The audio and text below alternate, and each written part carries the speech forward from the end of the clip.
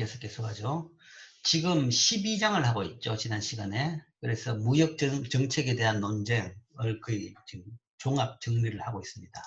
그런데 지난 시간에 본 것이 적극적 무역 정책에 대한 주장을 봤습니다.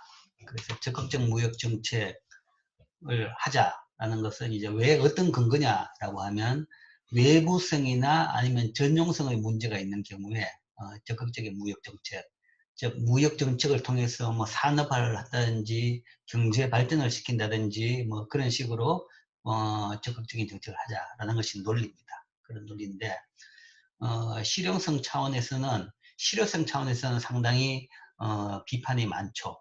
이게 하나가 있고, 그 다음에 이제 불완전 경쟁 하에서 전략적으로 무역 정책을 할 수도 있습니다.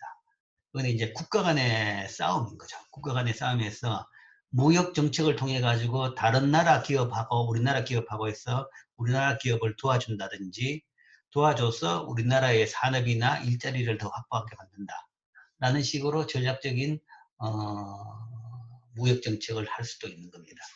실제적으로 이제 보잉이나 에어버스 케이스가 이제 그런 케이스로 볼 수가 있습니다. 자, 이런 적극적 무역 정책에 대해서 지난 시간에 배웠고, 그 다음에 이제 두 번째 부분으로 무역과 인간에 대한 주장들을 봤죠. 그래서 첫 번째, 그 두 번째 중에서 첫 번째로는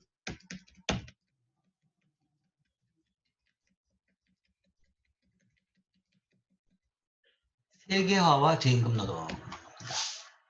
즉, 무역을 통해 가지고 수입되는 물건들이 소위 개도국의 저임금, 그 다음에 열악한 환경에서의 노동의 산물이다. 그렇기 때문에 그것을 비판하고 그렇지 않은 환경으로 바꾸자라는 그런 그 주장이죠. 그런 차원에서 이제 자유무역을 반대하는 사람들도 있습니다. 근데 이제 거기에 대해서 경제학적으로 이야기할 때는 그러나 뭔가 분명히 이제 이 노동 환경이랄까 노동 환경 이 임금 수준이랄까 그런 데서 차이 나는 것은 분명합니다. 그러니까 분명히 수입이 왜 되냐? 그러니까 임금비가 낮기 때문에 수입이 되는 겁니다. 임금비가 낮은 나라에서 물건을 더 싸게 만들 수 있기 때문에 그 물건이 우리나라로 수입이 된다는 얘기죠.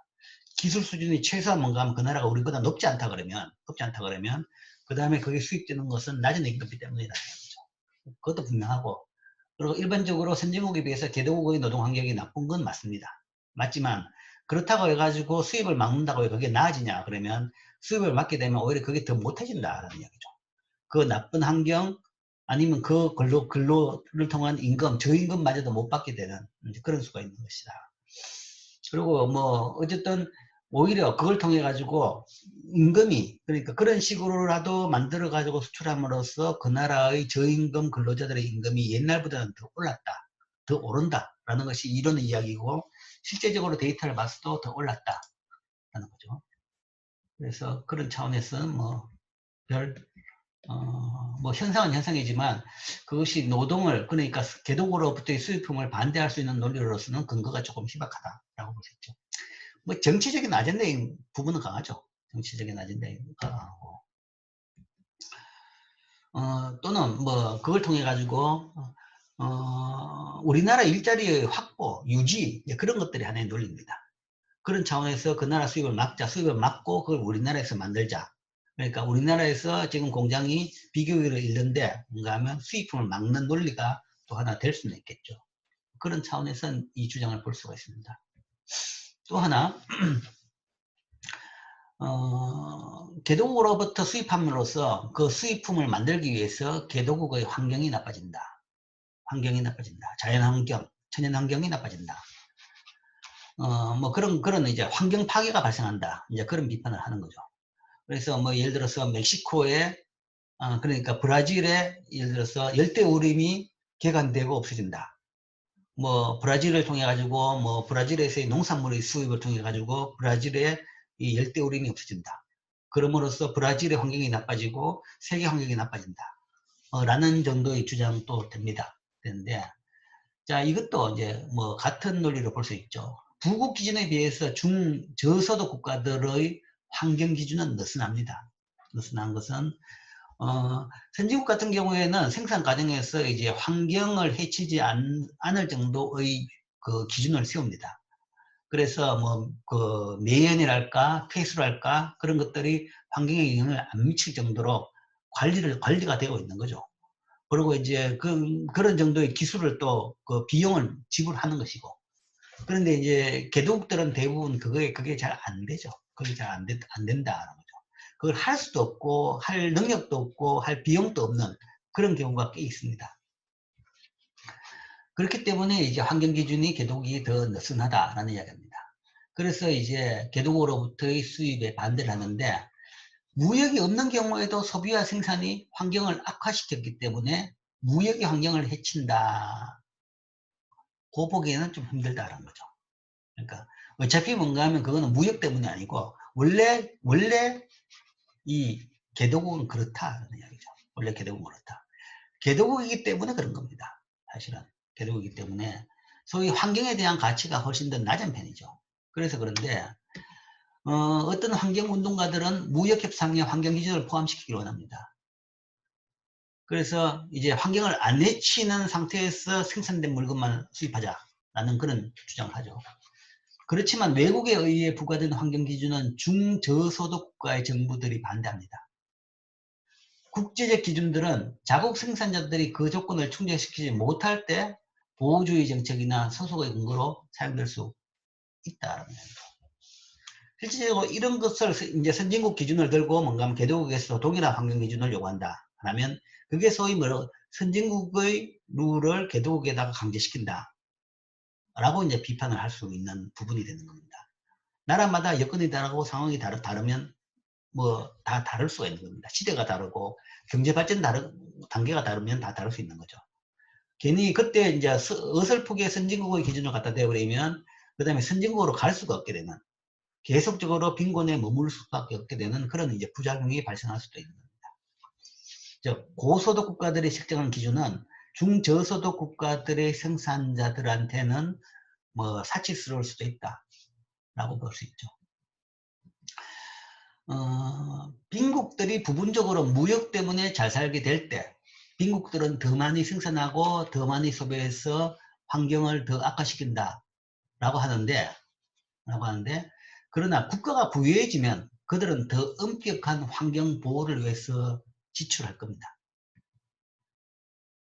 즉 우리나라 예를 또 봅시다. 우리나라 예를 보면 쉽게 이제 알 수 있는데 우리나라 예를 보면 쉽게 알 수 있는 것이 소위 이제 굉장히 빠른 속도로 성장을 했죠. 뭐 압축고도 성장이라는 표현을 쓰기도 하는데 빠른 속도로 성장했기 때문에 사실은 뭐 내 같은 정도로가 되면 아주 어릴 때부터 쭉 기억을 더듬어보면 진짜 최빈국에서 거의 선진국까지 가는 과정을 다 겪었습니다. 그러면 그때 이제 환경 문제가 어떻게 바뀌는지를 기억을 할 수가 있는 거죠. 처음에는 이제 굉장히 환경 문제가 험악했죠. 험악한 것이 진짜 폐수가 뭔가 하면 강이 시꺼먼 강이고 공단 지역에 가보면 뭔가 매연 때문에 숨을 못 쉴 정도로, 그 다음에 뭐 옷이 금방 시꺼매지는 정도로 나빠졌었죠. 그런 식으로 산업화가 되다가 어느 순간 되니까 이제 뭔가 하면 환경정책이라는 게 나오기 시작합니다.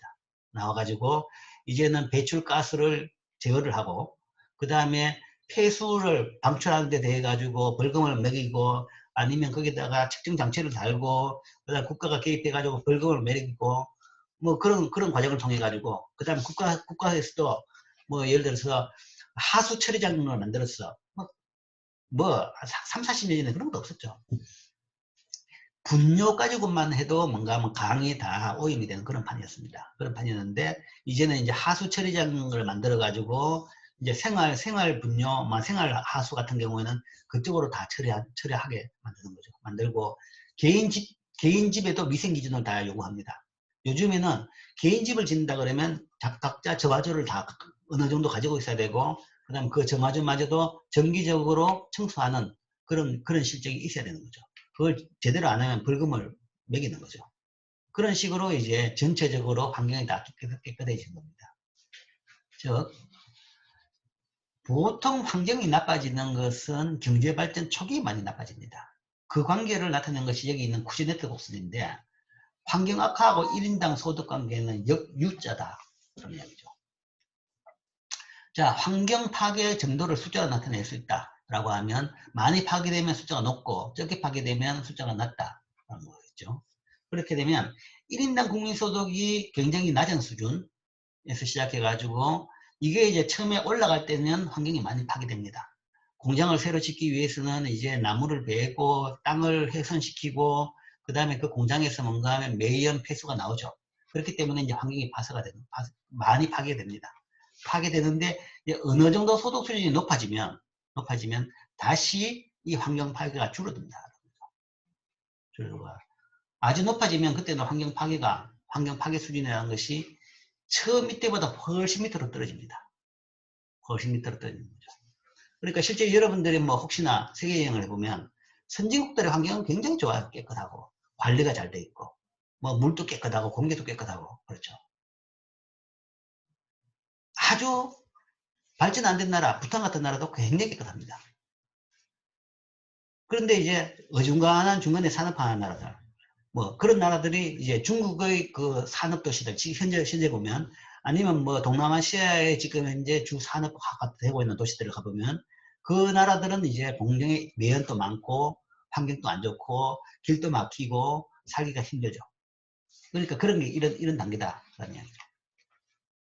그렇기 때문에 물론 이 단계에서는 경제 발전으로 인해 가지고 이 단계 수출품으로 해 가지고 환경이 나빠지는데 이게 더 지나가고 나면 환경이 더 좋아지는 거죠.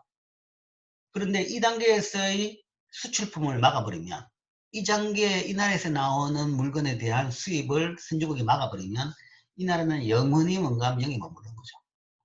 일로 갈 수가 없는 겁니다. 그러니까 우리가 환경은 뭐 쉽게 이야기해 가지고 사치제다라는 표현을 쓰기도 합니다. 그러니까 뭐 진짜 사치제는 아니고 보통 물건에 비해 가지고는 뭔가 하면 조금 그러니까 개도국에 비해 가지고는 사치제다라는 이야기죠. 어느 정도 소득 수준이 높아지면 그 가치가 굉장히 높아집니다. 높아지면서 이 정도 소득 수준이 높아지면 사람들이 이제 경제보다는 환경을 더 중시하게 되는 거죠. 그러니까 먹고 살지 못할 때는 뭔가 환경이고 뭐가 없죠. 그냥 살아나는 게 중요하니까.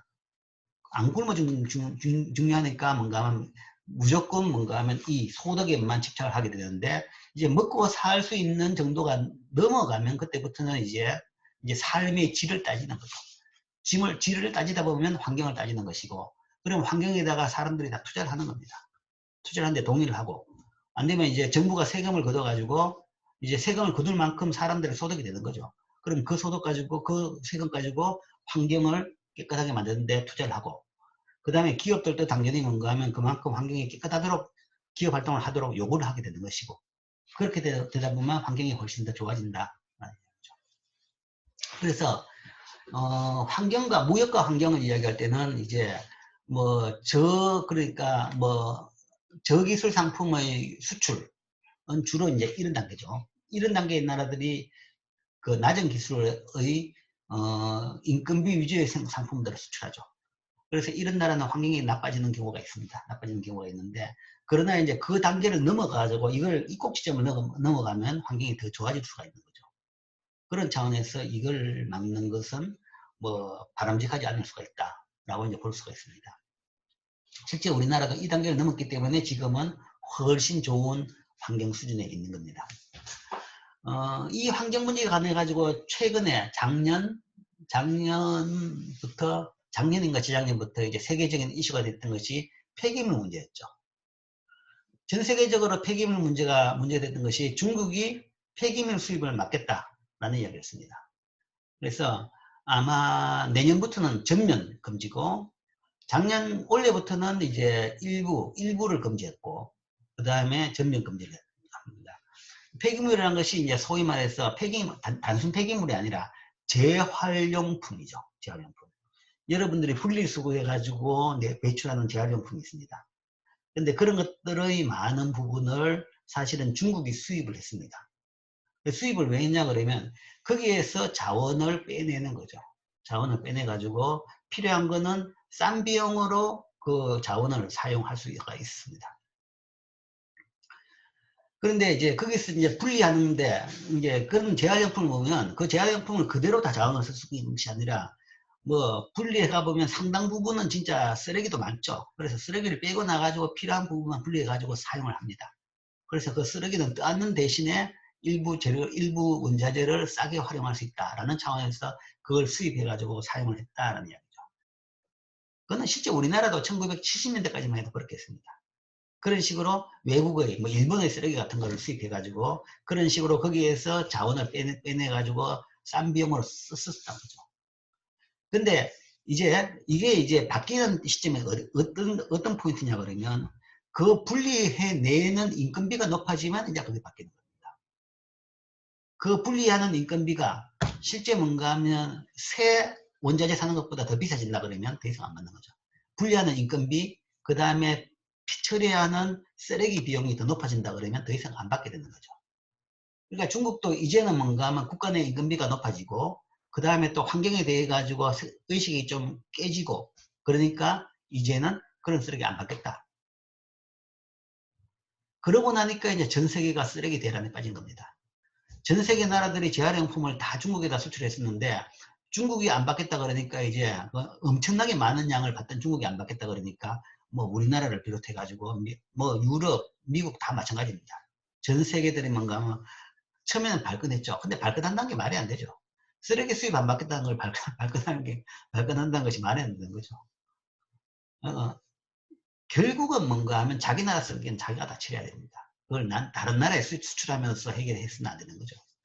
물론 이제 그런 식으로 중국이 안 되니까 지금 또 다른 나라 필리핀이나 뭐 다른 나라로 수출을 하죠. 수출하는데 했다가 뭔가 하면 그런 나라들에서마저도 지금은 다시 또 반송이 되고 뭐 국민 감정을 일으키고 이제 그런 이제 부작용이 많이 일어나고 있습니다. 그래서 결국은 쓰레기 재활용 같은 경우는 국내에서 다 처리해야 됩니다.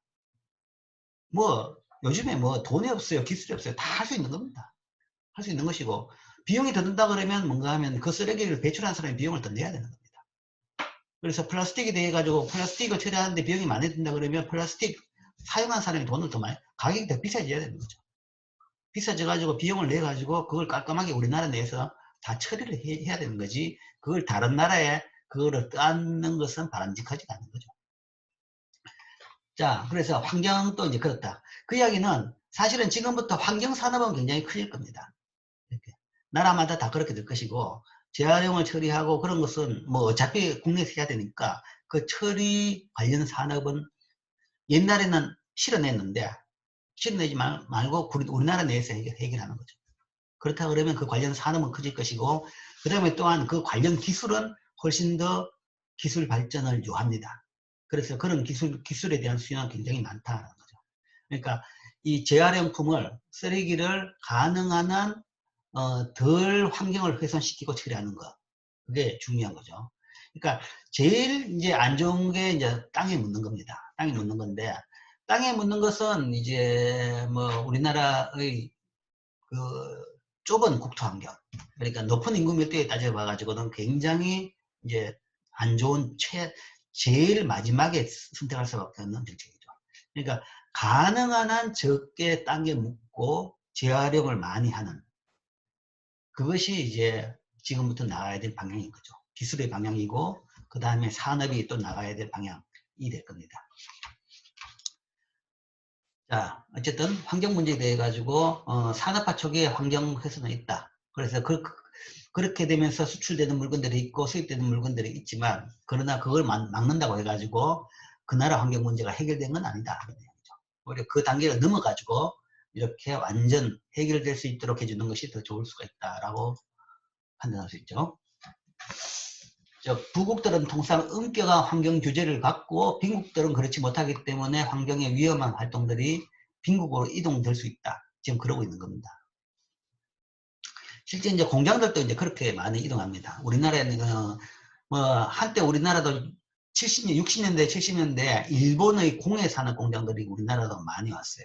많이 온 것이 이제 제일 대표적인 게 한때 이제 문제가 됐던 것이 그 소위 빨간 약이라고 그러죠. 옥도적기라 그러나? 그러니까 다치면 바르는 빨간 약. 요즘은 이제 그 약이 거의 다 사라졌습니다만은 한때 이제 옛날에 주로 다치면 그 빨간 약을 발랐죠. 발랐는데 그 빨간 약이라는 것이 소위 그 제조 과정이 굉장히 공해가 많이 발생합니다. 제조 과정에서 이게 요든가 어쨌든 공해가 많이 발생하기 때문에 그 공장이 일본 공장이 이제 일본에서는 퇴출되니까 그게 우리나라 와가지고 그 공장을 만들어서 그 제품을 생산을 했었죠.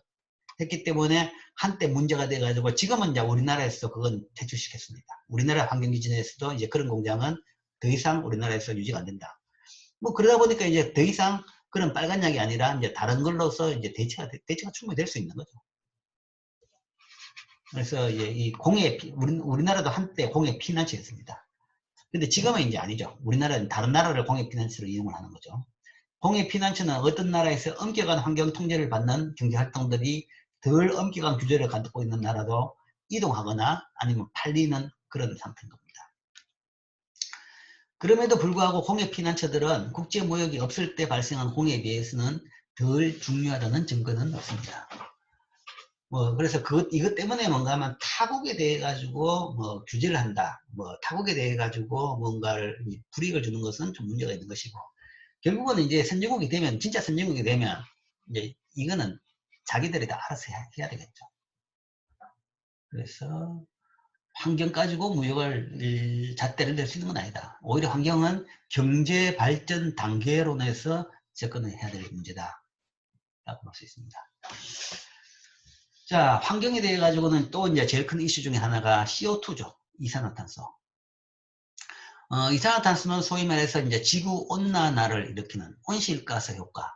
그러니까 대표적인 온실가스로서 이것이 지구 온난화를 일으키는 물질이다. 라고 얘기하고. 그래서 현재 세계적으로 가장 지금 이제 문제점으로 제기되고 해결해야 될 문제를 이 배출량을 줄이는 것이다. 라고 얘기하고 있죠. 자, 이걸 본다 그러면 지금 현재 유럽이나 미국은 이제 배출가스가 별로 안 늘어나고 있습니다. 그리고 유럽은 이만하면 지금 줄어든다라고 볼 수 있죠. 그러니까 1980년대 중반까지만 해도 유럽하고 미국의 배출량이 같았습니다. 같았는데 지금은 미국은 좀 늘어났는데 비해서 유럽은 오히려 줄어들었습니다.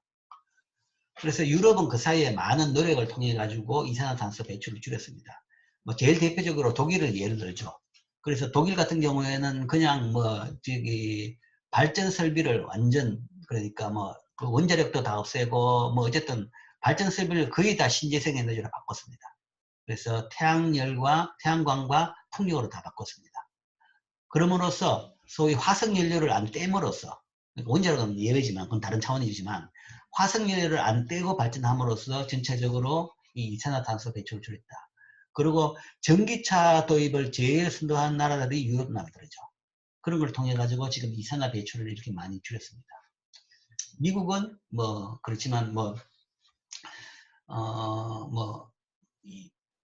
크게 늘지는 않았지만, 그러나 유럽만큼은 성과는 아니지만 그래도 미국도 이제 증가세는 아니다. 이제 감소세에 들었다라고 볼 수 있죠. 그렇지만 이제 지금 제일 세계적으로 문제되는 것은 중국입니다. 중국이. 이 CO2 발생량이 많다라는 거죠. 그래서 CO2 발생량이 많아가지고 그게 온실가스 효과도 있고, 그 다음에 그 과정에서 발생하는 미세 먼지 때문에 그게 이제 가까이 있는 우리나라 같은 경우는 직접적인 피해를 많이 보고 있는 겁니다. 그래서 이제 이런 것들이 이제 무역이나 아니면 이 경제 발전에 따라 가지고 이제 이게 문제가 되죠. 중국도 이제 이 문제를 지금은 이제 절감하고 있습니다. 자국의 그 환경이 나쁘다라는 것이 세계적으로 굉장히 악명을 지금 떨치고 있는 거죠. 북경에서는 사람이 살 수 없는 정도의 공기 상태다라는 이야기를 하는 겁니다. 그러다 보니까 이제 중국도 최근에는 이 문제를 자각하고 이걸 이제 줄이겠다고 노력을 하는데 참 쉽지는 않을 것 같습니다. 이걸 진짜 줄이려고 그러면 그만큼 산업 경쟁력이 떨어질 겁니다. 떨어지는데 어쨌든 단계적으로 이걸 이제 중국이 잡기는 잡아야 되는 겁니다. 어떤 나라들은 공해는 다른 나라한테 부의 외부성을 야기할 수 있는 거죠. 그래서 이 교과서에 이런 얘기가 나와 있어요. 자, 우리나라의 얘기입니다. 중국의 생산은 한국이나 미국의 서해안에 공기 오염을 야기시킬 수 있다. 미국 서해안에 영향을 미친다는데 한국은 오죽하겠습니까? 그러니까 엄청난 우리나라가 뭔가 하면 이 피해를 보고 있는 거죠. 사실 이제 그 산업화 이전에도 피해는 봤습니다. 산업화 이전에는 소위 황사라는 것을 통해 가지고 봄철에 뭐 나쁜 공기의 피해를 보긴 봤죠. 보긴 봤지만 황사에 대해서는 이제 장단을 이야기합니다. 이야기하는 것이 황사에 의해 가지고 공기가 나빠지는 부분이 있지만 황사에 인해 가지고 황사라는 것이 이제 몽골 지역에 있는 그 사막에서 불어오는 먼지 바람이죠. 그 먼지 바람이 그 바람을 타고 한국까지 넘어오는 겁니다. 그 황사가 사실은 한국뿐만 아니라 미국까지도 간다고 해요. 그러니까 미국 서해안까지도 일부는 가는 걸로 관측이 됩니다. 근데 그 황사는 그 황사 속에 있는 그 사막에 있는 그 모래바람이라는 것은 그만큼 자양분이 또 포함되어 있다. 미네랄 같은 자양분이 포함되어 있고 그런 것들이 어떻게 봐가지고 이 토양의 그 산성화를 막는데 좀 기여를 하고 있다라는 것도 보고 있습니다. 그렇기 때문에 그 다음에 그거 자체는 뭔가 하면 자연적으로 발생한 현상이기 때문에 거기에서 뭔가 하면 어떤 나라를 보고 어떻게 이래라 저래라 할 수 있는 부분은 아닌 거죠. 아닌데 그게 아니고 지금 산업화에 따라 가지고 CO2 발생이라든지 미세먼지 발생 같은 경우는 산업화에 따라 가지고 인위적으로 발생하는 거죠. 그렇기 때문에 이제 문제를 제기하는 겁니다. 문제를 제기하는데 뭐 그렇다고 해가지고 우리가 피해 보니까 너 공장 다 문 닫아 뭐 그거는 좀 뭐 무리는 있겠지만 어느 정도 서로 협조해 가지고 뭔가 조절을 할 수 있는 겁니다. 일단 너무 심할 때는 좀 공장 조업을 줄인다든지 현재 우리나라도 그렇죠. 뭐 겨울이라든지 공기가 정체가 심할 때는 석탄 발전소를 일단 먼저 우선적으로 스탑을 시킵니다. 뭐 이런 식으로 통해 가지고 환경 훼손을 좀 막고 사람들이 살 수 있는 환경으로 만들어주는 그런 뭐 협조와 노력은 해야 되겠죠. 공해가 다른 나라의 부의 외부성을 야기하는 정도에 따라 다른 나라들은 공해의 부의 외부성을 국제협상에 포함시키기를 원합니다. 원하지만 이제 거기에 대해 가지고 뭔가를 변화해야 되는 나라는 싫어하죠. 그래서 우리나라도 중국 보고 뭔가 하면 중국 때문에 이러니까 뭐 협상을 하자라고 이야기하는데 그러면 중국은 그런 증거가 전혀 없다 그러고 그냥 팔짱 끼고 뭔가 하면 못 본 차죠. 못 본 차인데 협상을 하게 되면 뭔가를 해줘야 되는데 해주기 싫다라는 이야기입니다. 해주기 싫으니까 협상을 안 하자라는 이야기죠. 그런 증거가 어디냐라고 딱 잡아떼는 겁니다. 네, 뭐 그런 거 이제 비일비재합니다. 뭐 최근에 뭔가 하면 또 뭐랄까 인도하고 중국하고의 분쟁에서 소위 저기 댐 문제가 또 발생했습니다. 뭐 그거는 이제 인도하고도 그렇고 베트남하고도 그렇고 여러 나라 중국이 땅이 넓으니까 여러 나라하고 국경을 많이 접하고 있으니까 이제 그런 문제가 많이 생깁니다. 그러니까 내륙에서 산지에서 강이 출발해 가지고 그게 이제 결국은 바다까지 흘러갑니다. 흘러가면서 쭉 긴 강이 형성되는데 이제 그 긴 강의 중간에 이제 댐을 만들겠다. 그러면 하류 쪽에서 그 수자원을 사용하는 나라에서는 이제 문제를 제기하는 거죠. 문제를 제기하는데 그래서 이제 수량이 줄면 그거는 자기들이 피해를 보니까 거기에 대해서 문제를 제기하고 그렇기 때문에 소위 국제 하천이라고 합니다. 여러 나라를 통과하는 하천에 대해 가지고는 서로 국제적으로 협의해 가지고 운영을 한다라는 게 되어 있는데 뭐 협의라는 것이 뭐 힘의 논리가 또 많이 작용하죠. 작용하기 때문에 그게 서로 공평하달까 서로 양쪽을 불만을 다 제거할 수 있는 그런 협의점이 잘 안 나온다는 게 문제인 거죠. 뭐 그런 것들이 공해나 공기나 물이나 다 마찬가지입니다. 이산화탄소는 부의 외부성을 이야기하는 공해의 예이고 국제적 협상에 포함되어 있습니다. 그렇기 때문에 이제 개별 하천이라 그러면 당사자 국가끼리 해결할 문제이긴 하지만 CO2 같은 경우에는 이거는 지금 현재 보기에는 전 인류의 문제다라고 보고 있습니다. CO2 증가에 따른 온실가스로 지구 온난화가 발생하면서 나라마다 이제 빙하가 높고 그러면서 뭔가 해수면이 높아지면서 뭐 섬나라가 없어지고 그다음에 나라마다 다들 국경이 줄어드는 겁니다. 바닷가 해변가들이 점점 더 줄어들 것이다 라는 것이 지금 예측입니다. 그러니까 전 세계 모든 나라들이 피해를 본다. 그러니까 우리나라가 미연을 만들어 가지고 바로 옆에 나라 공개가 문제가 아니라 전 세계가 다 피해를 볼 수 있는 겁니다. 그렇기 때문에 이제 이산화탄소 문제에 대해 가지고는 이거는 부의 외부성이 바로 옆이 아니라 전 세계적인 문제이기 때문에 전 세계가 모여 가지고 이 문제에 대해 가지고는 대응을 하자라고 해서 지금 국제 협약을 맺어 가지고 국제적으로 지금 이걸 추진을 하고 있습니다. 그래서 소위 신기후 체제라고 해 가지고 CO2 발생량을 줄이자라는 이야기하죠. 발생량을 줄이자라고 이야기하는데 뭐 그것도 이 국제협약이라는 것은 그렇습니다. 무역을 해서 우리가 이야기했지만, 국가 간의 이슈는 사실은 법에 따라 가지고 이렇게 칼질하는 같이 탁탁 되지가 않습니다. 안 지키면 거기에 대해 처벌권이 없는 거죠. 국내 문제라 그러면 안 지키면 잡아서 감옥에 넣으면 되는 겁니다. 그리고 아니면 재산을 뺏는 거죠. 벌금을 통해 가지고 재산을 뺏는다 라는 식으로 뭔가 하면 그 행위자에 대해 가지고 처벌을 하고 그 다음에 그 문제에 대해서 비용을 징구할 수 있습니다. 그런데 국제적인 문제에 있어 가지고 그게 불가능한 거죠. 그렇기 때문에 그게 해결이 잘 안 되는 거죠.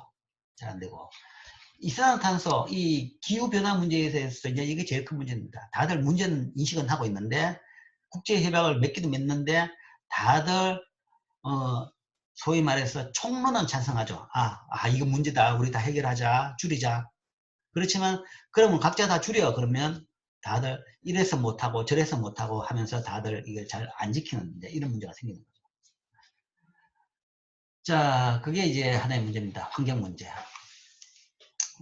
이거는 이제, 그래서 그 이산화 CO2라는 환경 문제는 무역의 문제가 아니라 지구 전체의 문제입니다. 지구 전체의 산업의 문제인 거죠. 한 나라의 무역품에 대해 가지고 중국에 대해서 수입을 막는다고 해서 해결될 문제는 아니죠. 중국에 대해서 막는다 그러면 중국이 아니라 다른 나라에서 또 만들겠죠. 지금 안 그래도 뭔가 하면 중국에서 만드는 많은 제조품들이 중국이 아니라 베트남이나 인도네시아나 방글라데시나 다른 나라로 가고 있는 겁니다. 그러면 중국에 대해서 막는다고 해가지고 해결이 안 되는 거죠. 그런 차원에서 이런 것은 이제 세계적인 이슈가 되는 겁니다. 무역의 문제가 아니라 진짜 산업과 환경의 문제. 그러니까 전 세계의 협조에 따른 해결, 그 다음에 그걸 다 지키는 그런 분위기가 돼야 되는 거고, 그러려 그러면 당연히 최강국들이 먼저 솔선수범 해가지고 더 뭔가 아마 좀 손해를 보면서 솔선수범 해야지 다른 나라들이 다 따라올 수가 있는 겁니다. 참, 지금 이제 그런 환경이 안 되는 것이 조금 이제 안타깝죠. G1, G2 어렵는데, G2는 모르겠지만, G1은 지금 이제 뭐 대통령이 바뀐다 그러니까 조금 나아질까는 모르겠습니다만은, 여전히 이제 이런 문제는 남아 있습니다. 자, 그 다음에 또 하나는 이게 이 사족인데, 무역과 문화, 교과서에 있는 내용이라서 이야기는 하겠습니다만은, 어떤 운동가들은 무역이 다른 나라들의 문화를 파괴한다.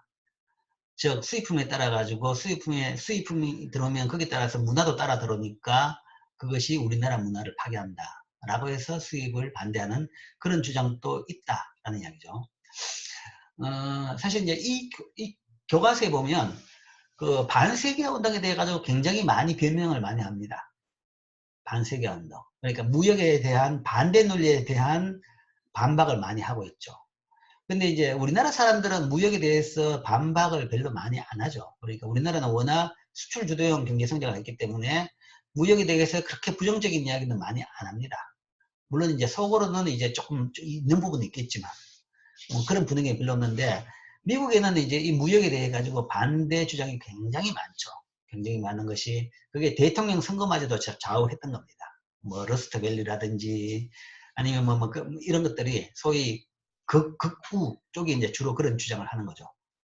예, 그렇기 때문에 이제 거기에 대해 가지고 이런 설명이 이렇게 줄줄이 많이 나오는 겁니다. 그래서 문화까지도 이야기하죠. 다른 나라 상품이 들어오면서 우리나라 문화가 훼손되고 있다. 근데 이 믿음은 우리가 다른 나라들이 설정한 기준을 통해서가 아니고 그 나라들의 선택을 통해서 그 나라 문화를 정의할 수 있게 해야 한다는 원칙을 무시하는 거죠. 들어가지고 원하는 사람 하는 거고 안 하는 사람 안 하면 되는 거지. 그걸 가지고 그렇게 할 수 있는 건 아니죠. 필요한 사람은 물건 사 쓰는 거고 필요 없는 사람은 안 사서 쓰면 되는 겁니다. 이게 이런 사회운동한 사람은 너무 모든 사람들이 자기 생각에 똑같이 돼야 된다라는 생각을 하는 것이 문제인 거죠. 문제이기 때문에 여기서 이제 서로 의견 일치를 보기 힘들기 때문에 마찰이 많이 생기는 겁니다. 개인적으로 원해가지고 어떤 물건을 쓰는 거에 대해 제한할 수 있는 건 아니고, 그 다음에 문화란 것도 또 다양한 겁니다. 다양한 문화를 접하는 것이 뭔가 하면 훨씬 더 창의적이 되고 훨씬 더 생활도 풍요로워지고 그 다음에 더 발전할 수 있는 여지가 더 많을 수 있는 거죠.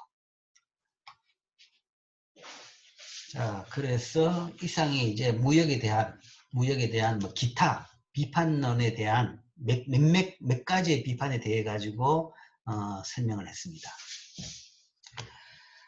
자, 이상이 이제 무역론에 대한